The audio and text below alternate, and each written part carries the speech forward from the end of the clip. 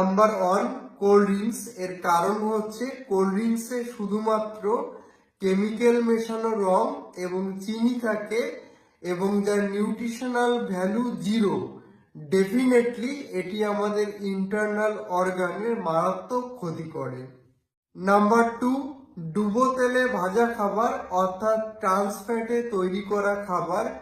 আমরা যখনই কোনো খাবারকে ডুবো তেলে ভাজি তখন তার নিউট্রিশনাল ভ্যালুটা অনেকটাই কমে যায়।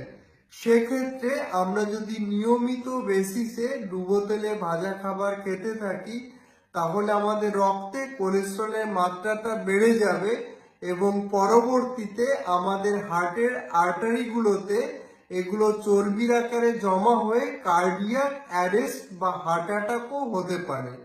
নাম্বার 3, বিভিন্ন প্রকার প্যাকেটজাত প্রসেস ফুড যেমন চিপস, বার্গার, কেক, পেস্ট্রি এই ধরনের খাবারগুলো দীর্ঘদিন সংরক্ষণ করার জন্য অনেক বেশি পরিমাণে লবণ, আনহেলদি ফ্যাট, চিনি এবং ময়দা ব্যবহার করা হয়, যেগুলো আমাদের ইন্টারনাল অর্গানের মারাত্মক ক্ষতি করে।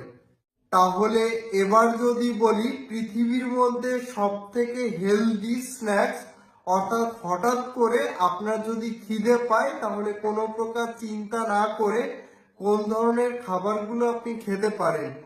নাম্বার 1, সব ধরনের বাদাম। নাম্বার 2, ছোলা ভাজা, ছোলা সিদ্ধ বা অঙ্কুরিত ছোলা বা যে কোনো রকমের অঙ্কুরিত বীজ যেগুলোকে স্প্রাউট বলা হয়। নাম্বার 3 হচ্ছে মাখনা। এইগুলো আপনি নির্দ্বিধায় যে কোনো সময় অল্প পরিমাণে খেতে পারেন।